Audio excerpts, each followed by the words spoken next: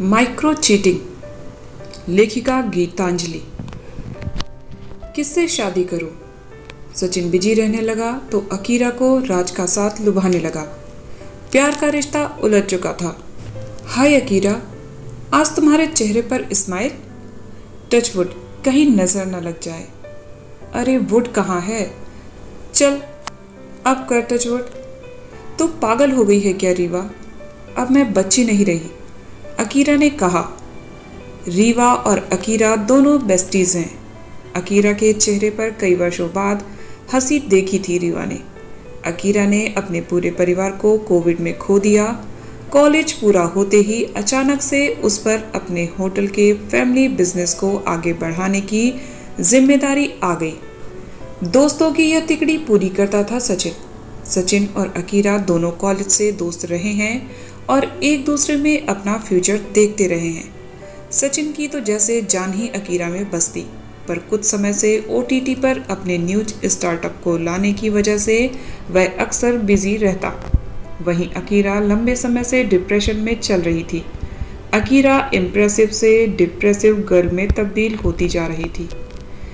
काफ़ी कोशिशों के बाद रीवा और सचिन ने अकीरा को डिप्रेशन मोड से बाहर लाने में कामयाबी पाई, पर अब तक भी अकीरा के चेहरे पर नॉर्मल मुस्कुराहट नहीं लौटी थी। न जाने कुछ दिनों से अकीरा फिर से चहकने लगी थी। वह अब बात बात पर हंसने भी लगती। पुराने दोस्तों और रिश्तेदारों से भी उसने बात करनी शुरू कर दी, जिसका अकीरा की सेहत पर अच्छा असर पड़ा। आज अकीरा को रीवा से मिलने जाना था। रीवा और अकीरा दोनों शहर से कोसों दूर एक कैफे में मिले, क्योंकि यह कैफे दोनों के घर के रास्ते के बीच में पड़ता है। किसी को आने जाने में परेशानी ना हो, इसलिए दोनों का मीटिंग और सेपरेटिंग पॉइंट यही एकमात्र कैफे हमेशा से रहा है। रीवा एक जानी मानी साइकोलॉजिस्ट थी और अकीरा होटलियर बन चुकी थी। अकीरा दिल की सारी बातें रीवा से डिस्कस करती और रीवा दोस्त पहले थी, साइकोलॉजिस्ट बाद में। कुछ दिनों से अकीरा ने रीवा के सामने दिल नहीं खोला था। बस इसी की पूरी जानकारी लेने के लिए दोनों फ्रेंड्स ने शहर से दूर कैफे में मिलने का प्लान बनाया। अकीरा, सब सही तो चल रहा है ना तुम दोनों के बीच? रीवा ने हेलो हाय के बाद पहला सवाल दागा। हाँ, बस जिंदा हूँ यही समझ ले, अकीरा ने कहा। पर आज तो तुम लंबे समय बाद ब्लश कर रही हो। क्या राज है तुम्हारे इन पिंक चिक्स का? हाँ, तुझे कैसे पता? वह राज ही तो है जिसके आने के बाद से मैं फिर से जीना सीख रही हूँ। वह समझता है मुझको, समय देता है। देख, अभी भी लगातार उसी के मैसेज आ रहे हैं। बेचैन है यह जानने के लिए कि मैं कहाँ हूँ, क्या कर रही हूँ।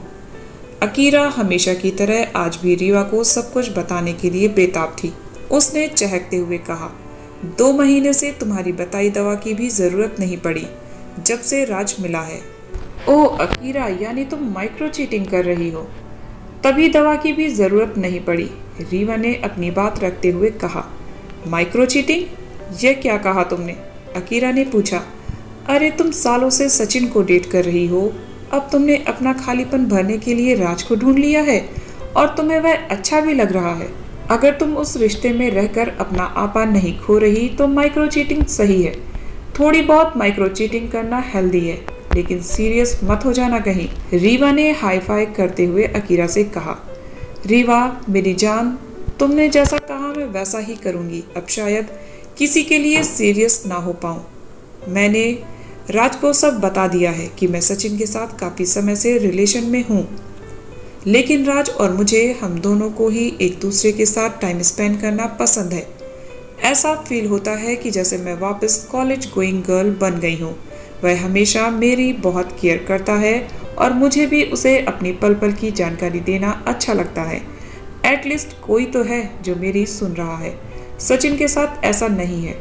मुझे उससे मिलने के लिए आजकल अपॉइंटमेंट लेनी पड़ती है। कुछ सोचते हुए अकीरा ने रीवा से फिर पूछा, सच बताओ रीवा, पक्का यह माइक्रो चीटिंग सही है ना? रीवा ने उसे तसल्ली देते हुए कहा, हाँ, तुझे अच्छा लग रहा है तो कर, जी भर के कर, लेकिन सीरियस मत होना और अपने वुड बी पार्टनर को चीट मत करना। कम जानकारी होने से लोग आसानी से इसकी पहचान नहीं कर पाते। ऐसे में सामने वाले को यह एहसास भी नहीं हो पाता कि वह अपने नए दोस्त के साथ पाने के लिए कमिटेड पार्टनर को माइक्रो चीटिंग कब शुरू कर देता है, रीवा ने कहा। अकीरा चुपचाप उसे सुनती रही। रीवा ने अपनी बात जारी रखी। बस सचिन को चीटेड फील नहीं होना चाहिए। अगर उसे ऐसा लगे तो तुम समझदार हो, तुम्हें पता होना चाहिए कि तुम्हें क्या करना है। और हाँ, तुम दोनों को कंपेयर भी मत करना अकीरा, यह बात बहुत गलत होगी। यह सुनकर अकीरा चुप हो गई। रीवा को उसने पूरा सच नहीं बताया कि वह राज की तरफ ज्यादा झुक रही है। कुछ देर गप्पे मारने के बाद दोनों दोस्तों ने विदा ली और अपने अपने काम में बिजी हो गए। रीवा जानती थी कि अकीरा कुछ न कुछ तो उससे छिपा रही है, पर उसने सही वक्त आने का इंतजार किया। अब रीवा अक्सर अकीरा का हालचाल जानने के लिए उसे फोन करती रहती, ताकि अकीरा हमेशा चहकती रहे। एक दिन अकीरा ने खुद रीवा को कॉल करके बताया कि राज उससे शादी करना चाहता है। उसने रीवा का मन टटोलने के लिए पूछा, अब मैं क्या कहूँ रीवा? तुम क्या चाहती हो अकीरा? रीवा ने कहा। यार मैं तो मजाक मजाक में खाली वक्त में मैसेज करती थी, पर राज इतना सीरियस हो जाएगा पता नहीं था। रीवा ने कहा, मैंने पूछा तुमसे कि तुम क्या चाहती हो। सवाल पूरा सुनो फिर जवाब देना। रीवा की आवाज़ कुछ नाराजगी और कुछ खींच से भरी थी। मुझे उससे बात करना पसंद है। उससे मिलने से पहले शीशे के सामने बार बार खुद को देखना पसंद करती हूँ। अपनी ड्रेस को बार बार फ्लॉन्ट करना अच्छा लगता है।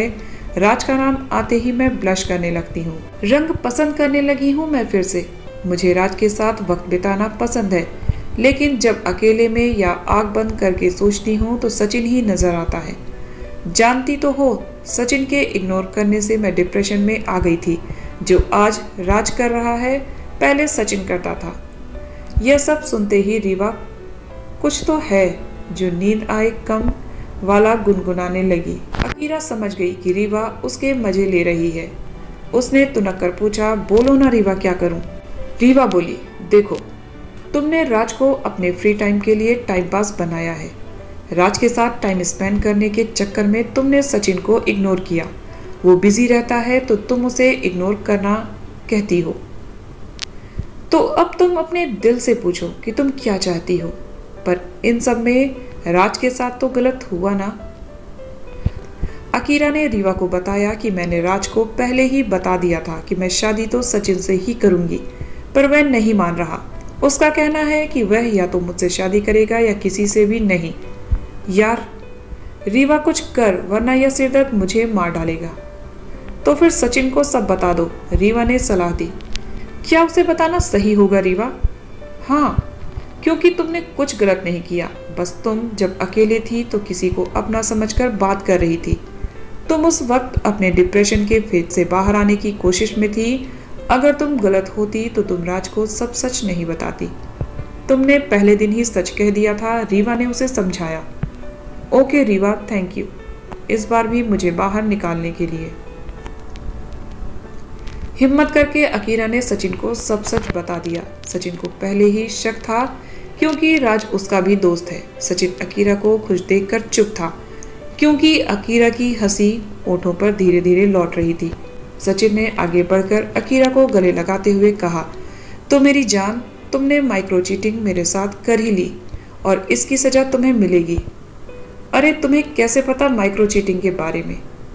तो आप क्या समझती हैं मिस अकीरा, जो दुनिया को खबर देता है वह अपने घर की खबरों पर नजर नहीं रखेगा? यह कहते हुए सचिन ने अकीरा को बाहों में भर लिया और दोनों देर तक हंसते रहे। हंसी थमी तो सचिन ने थोड़ा सीरियस होते हुए कहा, ये बताओ अब फाइनली तुम शादी किससे कर रही हो, राज से या मुझसे? सचिन के चेहरे की गंभीरता देखकर अकीरा सहम गई और कहा, पता नहीं। इस पता नहीं का जवाब मैं देता हूँ। अगले हफ्ते हम शादी करेंगे और तुम राज से माइक्रो चीटिंग करोगी। सचिन की बात पर दोनों जोर से खिलखिलाकर हंस पड़े। तो दोस्तों, आपको ये माइक्रो चीटिंग की कहानी कैसी लगी कमेंट करके ज़रूर बताइएगा। इसी तरह की ढेर सारी कहानियों को सुनने के लिए चैनल को सब्सक्राइब ज़रूर कर लीजिएगा। मिलते हैं नेक्स्ट वीडियो में एक और नई कहानी के साथ। तब तक आप सब हंसते रहिए, मुस्कुराते रहिए, खुश रहिए। Bye bye, take care.